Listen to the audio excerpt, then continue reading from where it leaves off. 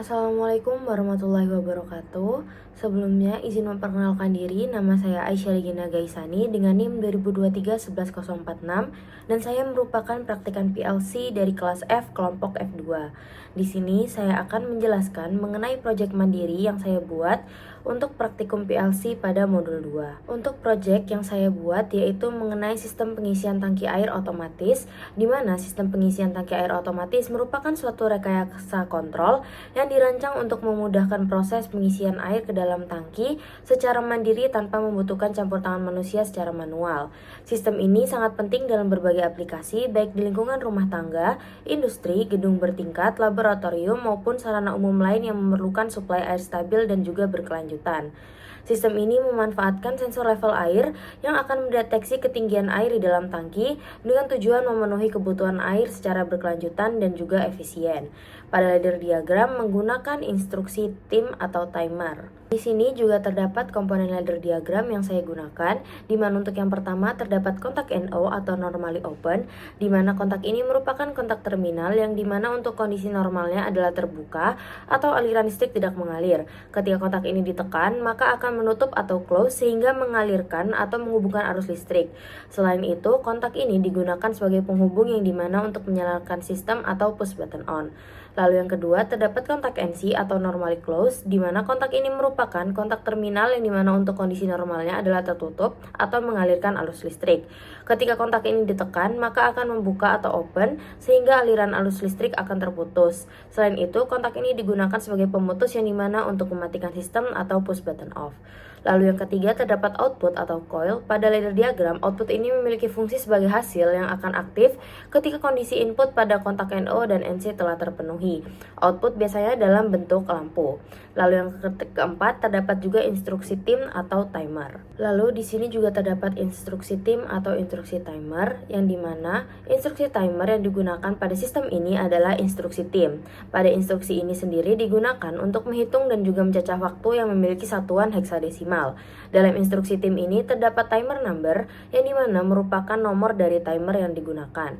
Terdapat juga set value yang dimana adalah nilai yang telah ditentukan untuk mencacah waktu, dan untuk nilai dari satu set value adalah sama dengan 100 milisecond atau 0,1 second. Pada sistem ini instruksi tim digunakan sebagai delay dalam pengisian tangki air. Lalu di sini juga terdapat ladder diagram yang saya buat untuk sistem pengisian tangki air otomatis, di mana untuk cara kerja dari ladder diagram ini sendiri dimulai dengan rangkaian latch yang berisikan push button on, push button off, dan juga indikator. Dalam rangkaian ini, indikator berperan sebagai penanda bahwa sistem tersebut dalam keadaan aktif atau tidak, dan indikator akan menyala ketika push button on diberi logika 1. Setelah itu terdapat juga sensor level awal, di mana saat level air mulai terisi, maka pompa akan menyala, atau ketika sensor level awal diberi logika 1. Lalu terdapat juga sensor level menengah, yang dimana saat level air berada di tengah atau ketika diberi logika 1, maka instruksi tim akan mulai mencacah waktu sebesar 100 heksadesimal.